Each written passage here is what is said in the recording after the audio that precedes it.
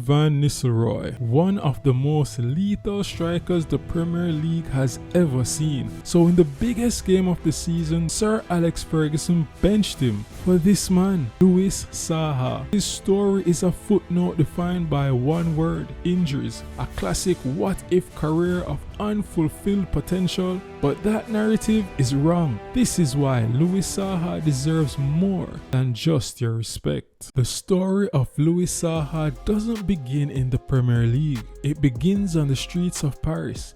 The son of immigrants from Guadeloupe, life was challenging. His first dream wasn't scoring goals but saving them.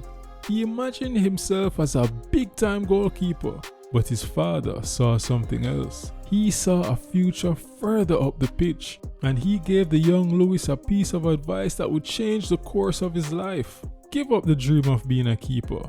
How many of us would listen? How many would abandon our first passion on someone else's word? Well, Saha did, and it set him on a path to greatness. By 14, his talent was undeniable, earning him a spot at the legendary Clairefontaine Academy. He trained alongside future icons like Thierry Henry, Nicolas Anelka, and William Gallas. He was surrounded by legends in the making, and he belonged. But potential doesn't always translate to instant success. And so his first senior move to FC Metz was a struggle. Then a short, unsuccessful loan spell to Newcastle followed. He then returned to FC Metz, low on confidence, and shunted out wide. He managed just 5 goals in the 2 seasons that followed. The dream felt like it was slipping away. He even contemplated quitting the sport for good. But one man saw the fire that was still there: Jean Tigana. He didn't see a struggling winger. He saw a thoroughbred number 9 waiting to be unleashed. In 2000, Fulham paid £2.1 million to make Saha the spearhead of their project. And he didn't just deliver, he exploded. In his first season, he fired in 32 goals, single-handedly dragging Fulham into the Premier League. In the top flight, he was a force of nature: pace, power, skill on both feet, and a ferocious work rate. He was a complete modern striker. I certainly didn't want to play against him. He was a thorn in my side for about 4 seasons. When you terrify defenders like Gary Neville, the biggest clubs in the world take notice. And in January 2004, the call came. Sir Alex Ferguson wanted him. The move to Manchester United was complete. Louis Saha, the boy who almost quit, had reached the summit. Saha's start at Manchester United was a whirlwind. He didn't just fit in, he exploded, scoring on his debut and netting 7 goals in just 9 starts. Sir Alex had found the final piece of his attacking puzzle, the man to link up with young Wayne Rooney and an explosive Cristiano Ronaldo. But then the curse began. A minor injury in the first half season became a brutal pattern. The next year, he spent more time on the treatment table than on the pitch. Every flash of brilliance was followed by a heartbreaking setback, a knee injury, a hamstring. The cycle was relentless, and that's what made it so frustrating, because when he was fit, he was indispensable. He was a perfect partner for Rooney and Ronaldo. He wasn't just a goal scorer, he was the glue that held United's legendary attack together. His intelligence and link-up play made everyone around him better. This all came to a head in the 2005-2006 season. While still battling for fitness, Saha found a sensational run of form in the League Cup, scoring 6 goals on the way to the final.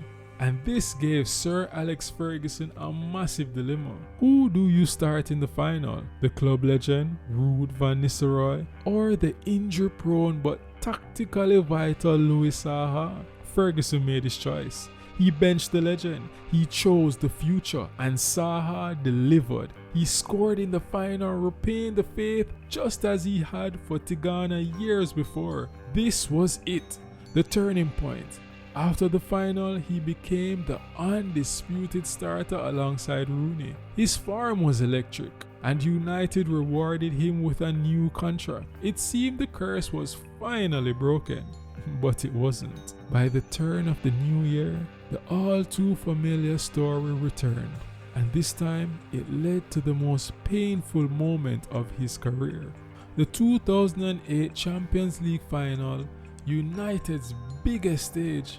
Saha was fit, and Ferguson left him out of the squad entirely. Imagine working your entire life for one moment, pushing through pain, doubt, and disappointment. You finally get there, only to be told you're not needed.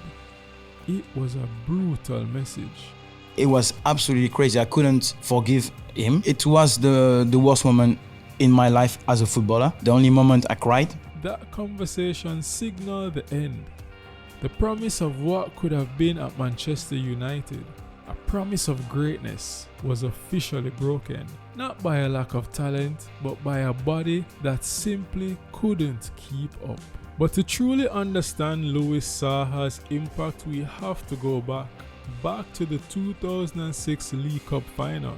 The question has puzzled fans for years. Why did Sir Alex Ferguson really bench a legend like Ruud van Nistelrooy for him? The answer wasn't just tactical.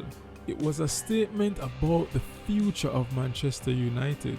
Van Nistelrooy was the old guard, a master poacher, lethal inside the box, but he was a static target. The team served him. But United's style was evolving, built around the explosive, fluid movement of young Cristiano Ronaldo and Wayne Rooney. They didn't need a static target, they needed a dynamic facilitator, a striker with the pace to stretch defenses, the strength to hold up the ball, and the intelligence to create space for others to thrive in. That striker was Louis Saha. He was the key that unlocked the potential of United's new superstars. Choosing him over Van Nistelrooy wasn't just a choice for one game, it was Ferguson signaling a monumental shift in the team's identity. This was a classic Ferguson power move. He saw that Van Nistelrooy's time was ending and he needed to empower his successor. By starting Saha in a cup final, he wasn't just picking a player, he was anointing the future. He was giving Saha the ultimate vote of confidence, declaring to the world and to the dressing room, "This is our man now." And for a time, it looked like another masterstroke of man management. But as we know, injuries tragically rewrote the future. But Louis Saha's defining victory wasn't winning a cup final. It's what he did next. Many players fade away, lost after the roar of the crowd is gone. Saha refused. He saw the financial pitfalls and mental health struggles that plagued the sport, the very things that nearly broke him. So he built Axis Stars, a platform to protect athletes. He turned his pain into a shield for others. So when we remember Louis Saha, we shouldn't just see the injuries, we should see the resilience. The pain of loss and unachievable dreams is not what defines us, it's how we get back up. Louis Saha got back up again and again, and in the end he built a legacy far greater than football. And if you want to see the story of another misunderstood Premier League genius, click the video on the screen right now to learn about the brilliance of Dwight Yorke.